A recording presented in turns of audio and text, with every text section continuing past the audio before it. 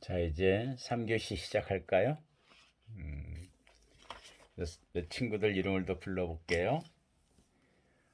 이병헌, 잘 지내나요? 홍경대,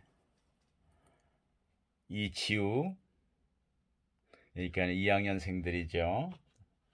김병준, 신철민, 이수호, 박예림, 예림이도 잘 지내요? 조은별, 은별이가 많이 바쁜가요? 개인적으로 상담할 일 있으면 은별이도 전화 주세요. 김종윤, 임혜선, 조민영, 민영이 잘 지내지? 김도형, 도형이 잘 지내요? 그래요. 이 시간에는 아까 이야기했던 창관에 대한 이야기를 잠깐 더 하고, 우리나라 교정이 제일 가지고 있는 문제점 중에서도 또 과밀화의 문제들. 과밀 수용은 전 세계가 모두 갖고 있는 어려움들이에요. 어떤 나라에서는 교도소가 부족해서 외국의 교도소를 좀 빌려달라고, 우리나라 수용자를 좀 수용할 공간을 좀 빌리자, 이런 나라도 있죠, 최근에. 자, 이제 창관은 그렇게 개방성을 이야기하는 건데, 창관도 일종의 감독 기능을 갖는다, 그런 성격을 약간 갖지만은 통설에는 감독의 성격은 아니다, 이렇게 이야기합니다. 그런데 이제 창관을 할 때는 어떤 제안에 대한 미안합니다. 제안의 내용이 있어요. 창관의 목적은 학술 연구 또는 학술 연구에 버금가는 정도의 정당성이 있을 것을 요하죠. 아무나 그냥 가서 교도소 좀 구경하게 해주세요, 이럴 수는 없잖아요. 그래서 단순한 관광이나 호기심에 의한 창관은 불허하고 있습니다.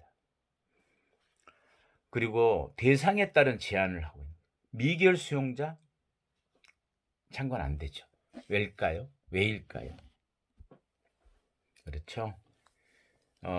미결 수용자와 또는 경찰서에 설치된 유치장, 이건 무죄 추정의 원칙이기 때문에 개인의 어떤 인권 침해적인 것들 있죠. 그래서 이제 창관이 금지되는 거죠. 그리고 사형 확정자가 수용된 거실은 현재 창관할 수 없다라고 하고 있습니다. 그리고 이제 교정시설의 절차에 있어서는 교정시설을 창관하고자 하는 사람은 교정시설 창관 신청서를 작성해서 소장에게 제출을 해야 돼요. 그래서 교도소장이 허가를 하는 거죠. 그래서 신청하는 경우에는 성명, 직업, 주소, 나이, 성별 및 제일 중요한 게 뭘까요? 그렇죠. 창관 목적을 확인한 후에 참가 여부를 결정하는 거죠. 그리고 외국인의 창관 허가는, 소장은 외국인에게 창관을 허가할 경우에는 미리 관할 지방교정청장의 승인을 받아서 하도록 하고 있습니다. 창관하고 있다가 만약에 그런데 창관자가 임의로 수용자하고 접촉하거나 또는 교정시설의 안정과 질서를 해치는 행위를 한 경우에는 창관을 중지할 수 있는.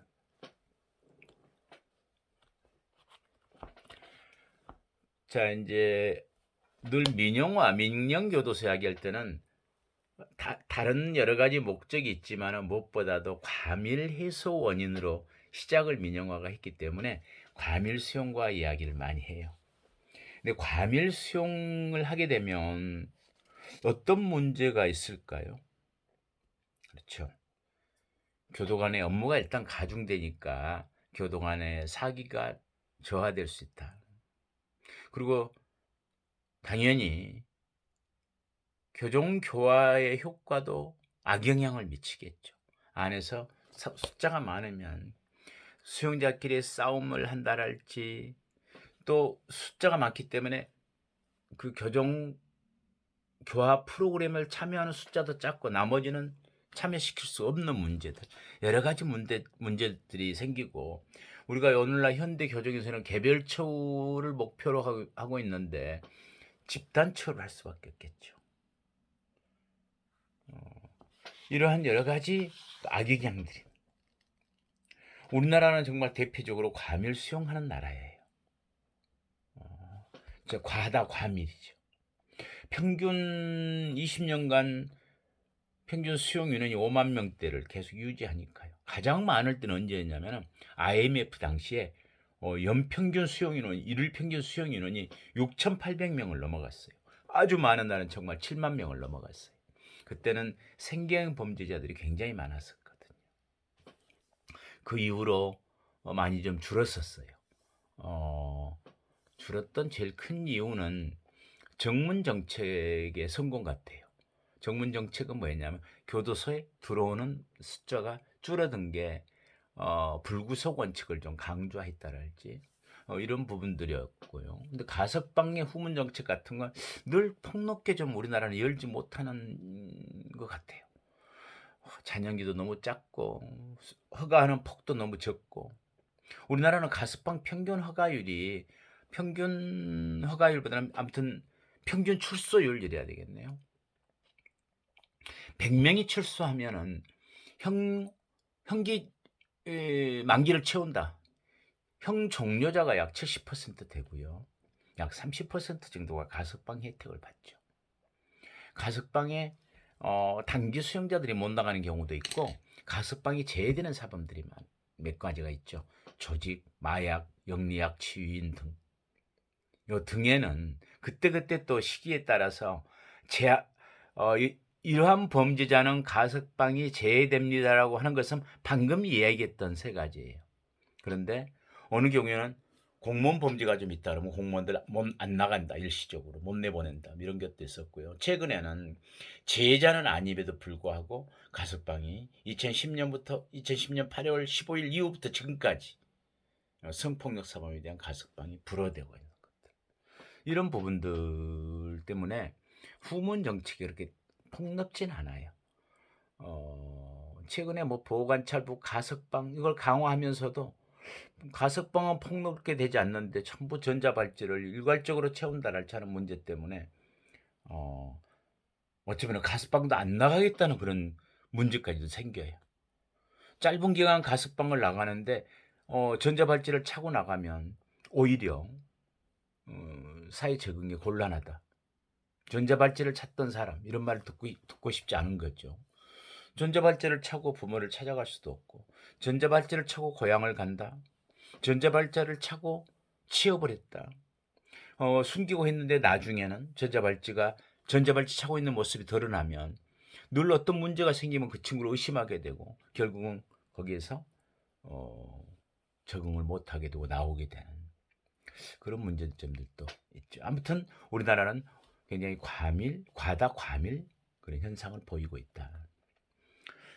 그런데 이제 최근에 외국에서도 마찬가지로, 미국에서도 처음에 미국은 굉장히 민영교도소가 많은데요. 약 7% 정도니까 굉장히 많은 숫자죠. 5,100개 교도소 중에 230만 명 중에 7%면 굉장히 많은 거죠. 우리하고는 정말 다른 성격을 보이긴 해요. 수용자의 노동력을 가지고 어떤 완전히 자본주의적인 성격으로 운영되는 미국이 성격을 가지고 있어요. 우리가 잘 운영해서 이것도 사업이다. 그래서 미국에는 뭐 교정공사 이런 것.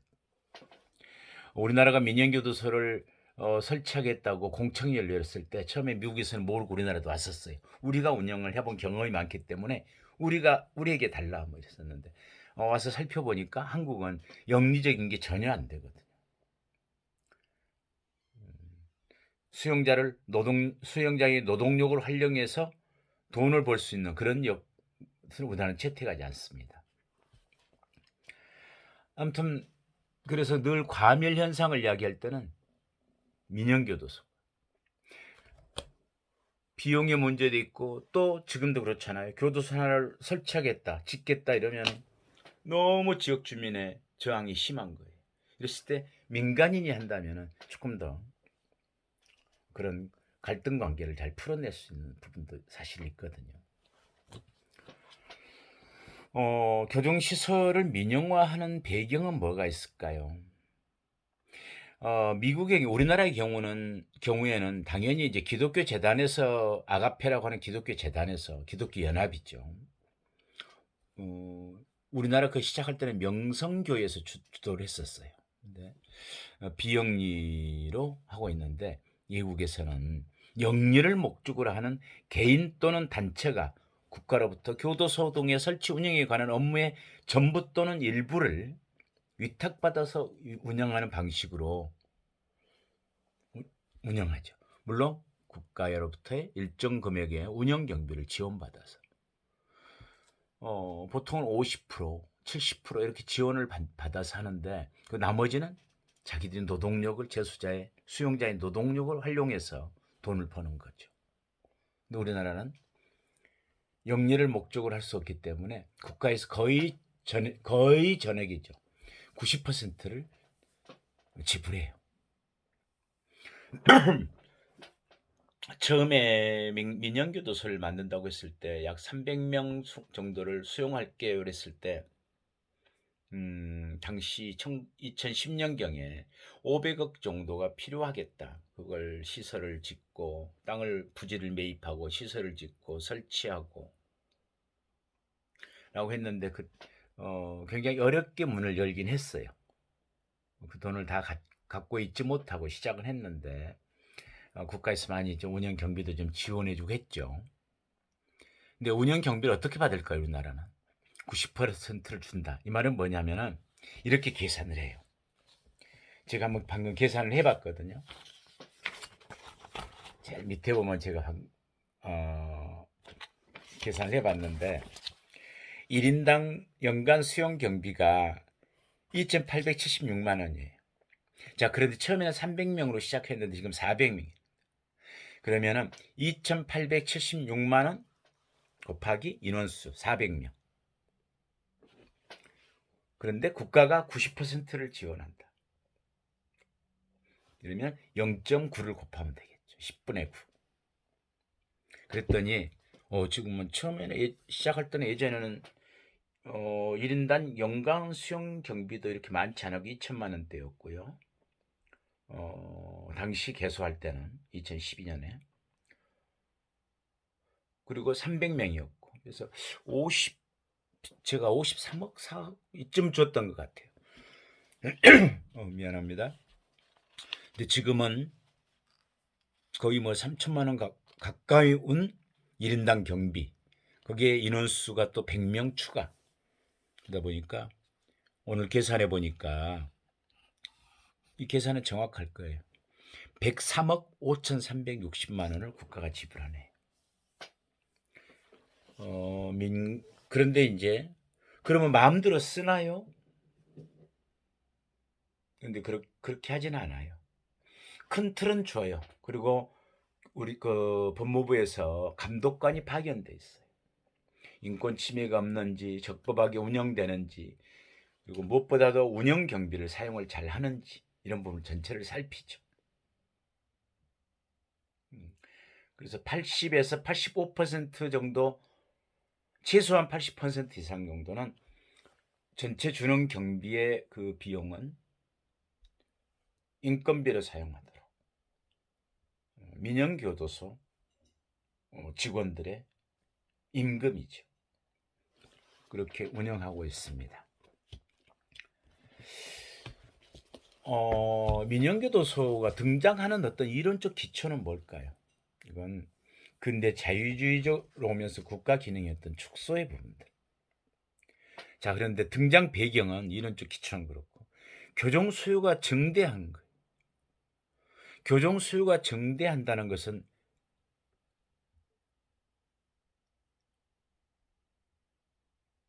교정 시설이 더 많이 필요하다는 이야기겠죠. 과다 과밀도 막기 위해서. 그리고 이제 교정 경비도 또 계속 올라가죠. 미국은 우리도 훨씬 많은 돈이 들어가니까. 그래서 이제 교정 경비에 대한 그 증대에 따른 효율성의 문제, 교정의 효율성의 문제. 민간에게는 어찌 되었건 간에 50% 70%만 준다 그러면은 교정 경비를 절감하는 거잖아요. 국민의 세금을.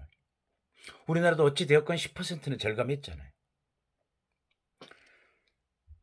그건 두 가지 면에서 충당이 되겠죠. 첫째는 효율적 운영들, 물건 구입이나 보다 더 자유롭게 할 수 있는 국가가 운영하는 것보다. 두 번째는 제가 자꾸 목이 메이네요. 자원봉사의 활용들이나 그죠? 인건비를 줄이거나 자원봉사의 활용들이거나 또는 어떤 지원금들, 교회 헌금들 10% 정도는 그렇게 맞춰준다면은 국가공무원인 교정직 공무원과 임금 수준은 비슷하다. 이렇게 볼 수 있겠죠. 그리고 공공교정행정의 실패다라는 부분들에 대한 또 과 맞물려요. 이야기했었죠. 교정이 효과적이지 못했어. 사회복지 이념이. 자, 그러면 민간이 운영한다면 그 효과를 또 높일 수 있다. 이런 부분의 이해들. 또 한 가지는 이제 사회 재통합 이념이 수용되면서 뭔가 사회화 개방화의 부분하고 맞물려 있는 것이 민영교도소의 등장 배경입니다. 민영교도소를 운영함으로써 갖고 있는 효과적인 건 뭘까요? 첫째는 다양한 교정 서비스 및 교합 프로그램의 도입들로 효과를 높일 수도 있다.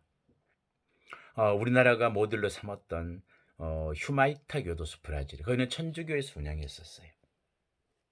근데 브라질 실제 가봤더니 휴마이타라는 발음을 안 하고 우마이타 이러더라고요.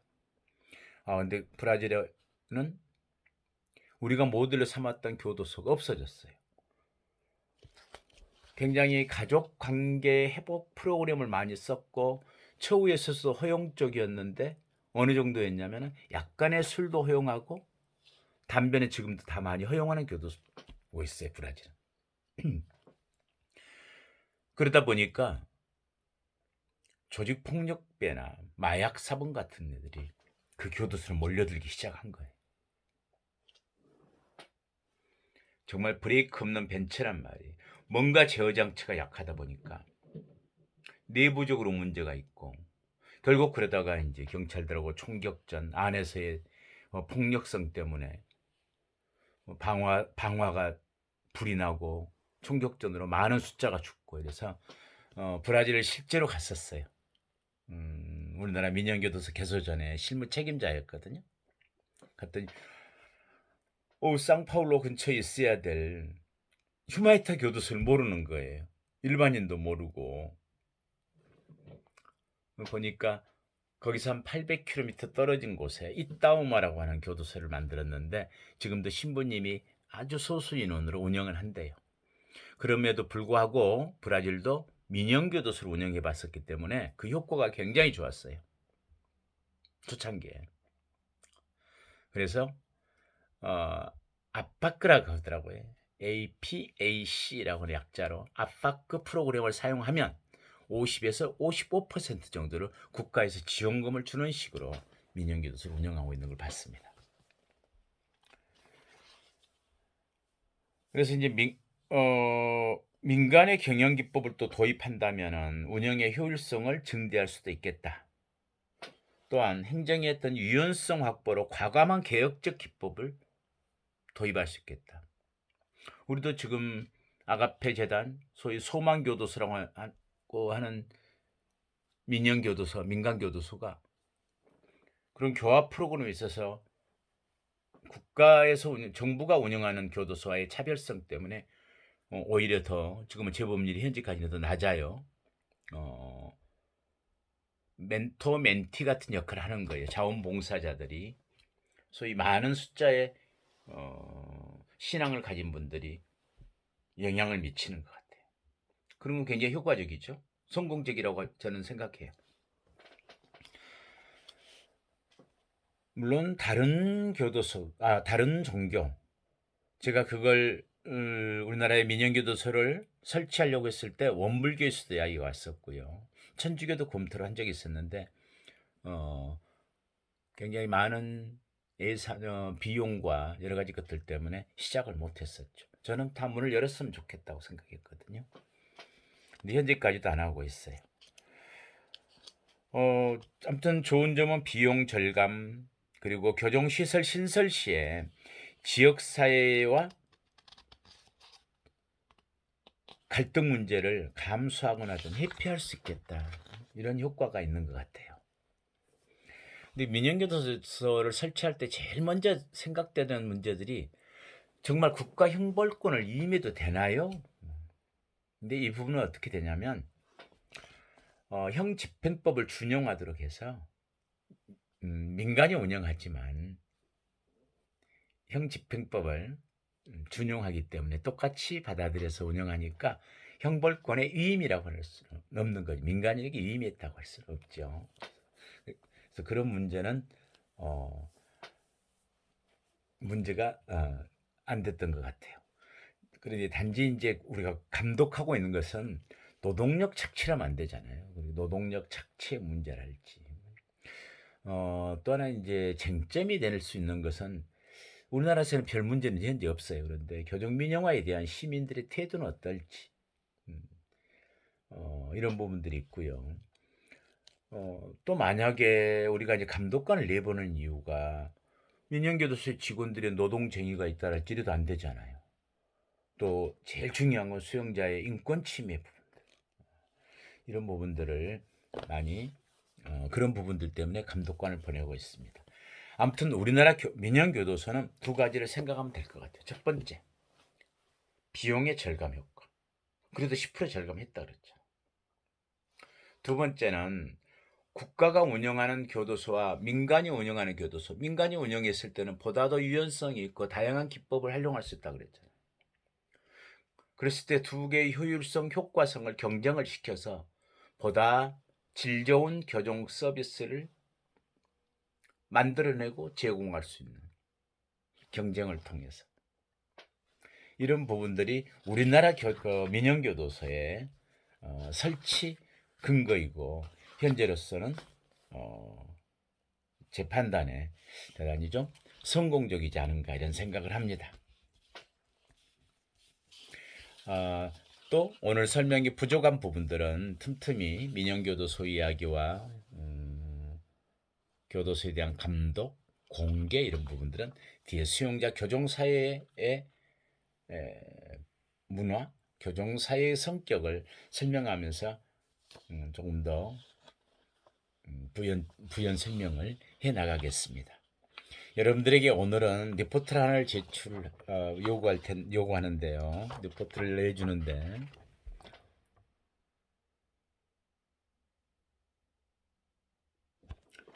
이 리포트 내용은 백석톡에도 제가 하나 올릴 거고 또 종합정보 시스템에도 올려놓도록 하겠습니다. 리포트의 제목은 우리가 요즘 원상회복적 정사법 이런 말 하는데 교정 단계에서 회복적 사법과 치료적 사법이란 건 무엇인가?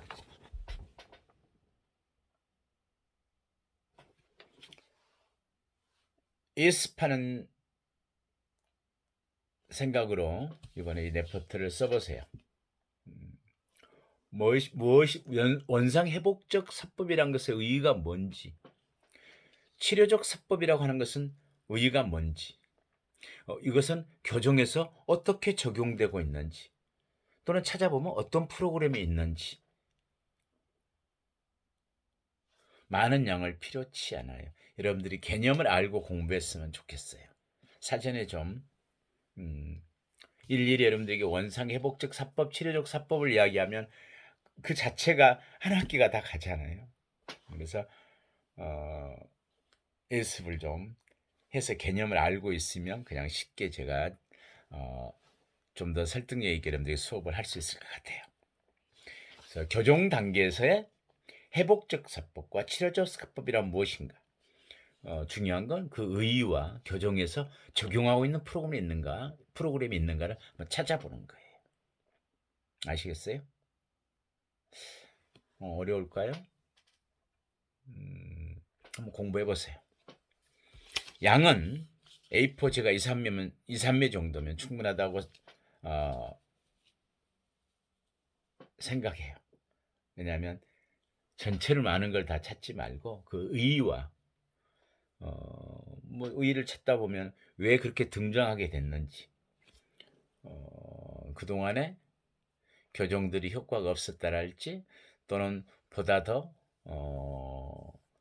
지역사회와 관련성이랄지, 또 개별초적인 것이랄지, 아무튼 여러분들이 한번 찾아보면서 공부를 좀 해보세요. 회복적 사법과 치료적 사법이 무엇인지 A4, 2, 3매로 보내는 곳은 제 이메일 주소 cgr0917 네이버닷컴으로, 그리고 날짜를 좀 여러분들이 엄수해 줬으면 좋겠어요. 기한을 11월 20일 토요일 저녁까지 보내줬으면 좋겠어요. 이번 주 좀 공부 좀 하세요. 그래야 제가 다음 주에 여러분들 리포트에 대한 또 피드백을 하면서 이야기할 수 있으면 좋을 것 같습니다. 설명이 잘 되었을까요?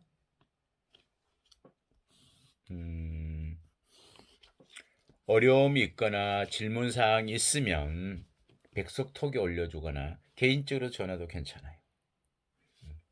늘 여러분들에게 말 그대로 24시간 열려 있습니다. 전화는.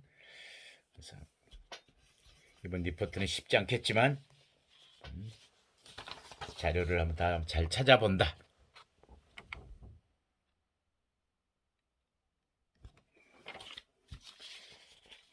그래요. 이번 주 강의는 여기서 마무리하도록 하겠습니다. 여러분들 잘 지내세요.